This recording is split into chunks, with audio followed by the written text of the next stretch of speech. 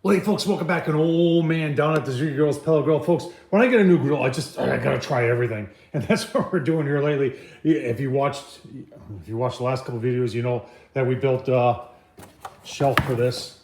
Super simple to do, less than 20 bucks. Tom Horseman on YouTube.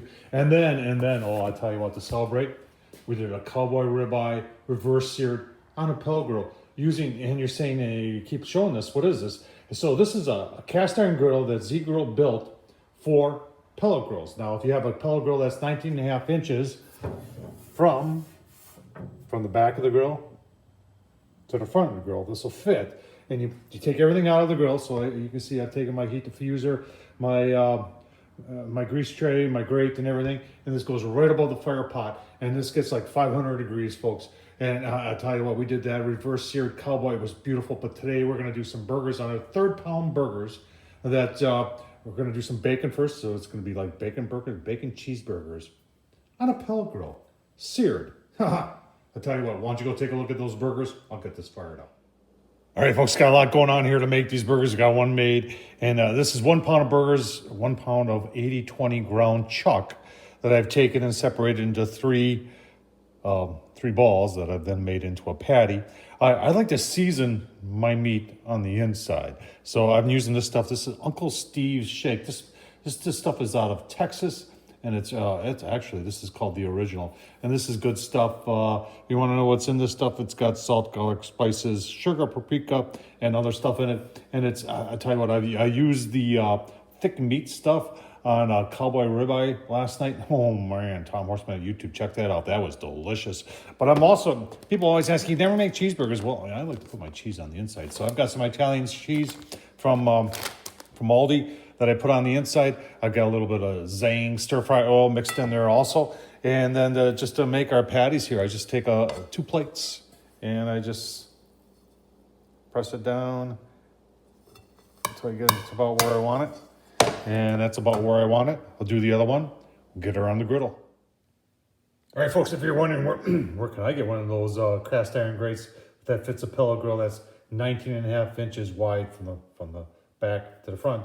This is on Z Grills, folks. This is an accessory, 65 bucks. And I tell you what, so far I've been thrilled with it. I love, this is a side that you can get the sear marks on. The other side, it's got a big, huge gutter on the other side. So, the grease and everything stays on it. So you don't have to worry about it getting down into the fire pot. But oh man, it works awesome. All right, folks, got the Z Grills on 450. That's high on the Z Grills. I got a couple pieces of bacon on there. Take a quick look. We got a little bit of rain going on, but you know what? That's not going to affect this thing. Look at that. Oh man, nice looking bacon going on there. All right, the rain is falling, but I'm really not that concerned. You're probably wondering about the wood, but folks, if you watched my channel, Tom Horseman YouTube, I built the side shelf. Super simple to do, less than 20 bucks. I did use marine grade varnish on there, so I'm not concerned about it. And we're just about ready to put our burgers on. We've got the bacon off. We're just letting let the griddle get nice and hot before we put those burgers on. Give you a look-see at the temp in a second. All right, you've got a hot pellet grill when your lid over your pellet hopper has got water on it, but the lid over your fire is dry as if it's not raining on it. Let's take a quick look here. Look at the temperature here so you can see. 530, look at that. We're all over even 600 up there. So we're ready to put those burgers on. Spray a little high heat Pam on there, and then get those burgers on. All right, let's take a look and see how they're doing. Been about 2 minutes. Oh man, look at that. That's awesome.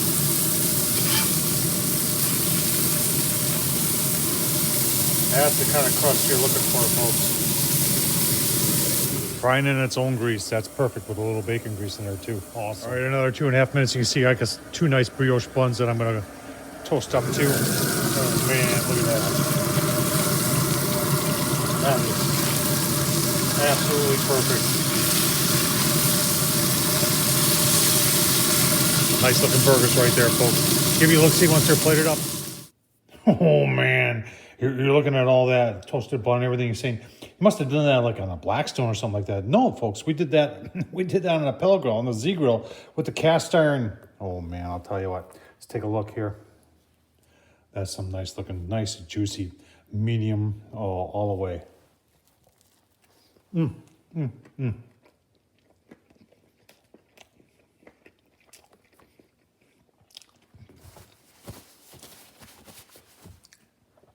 That's delicious. On a pellet grill. Tom Horseman on YouTube, folks. Check out Z Grills. Uncle Steve Shakes. That's the stuff. That's seasoning in there. Awesome. Don't forget to subscribe. And as always, I appreciate you watching. Thank you.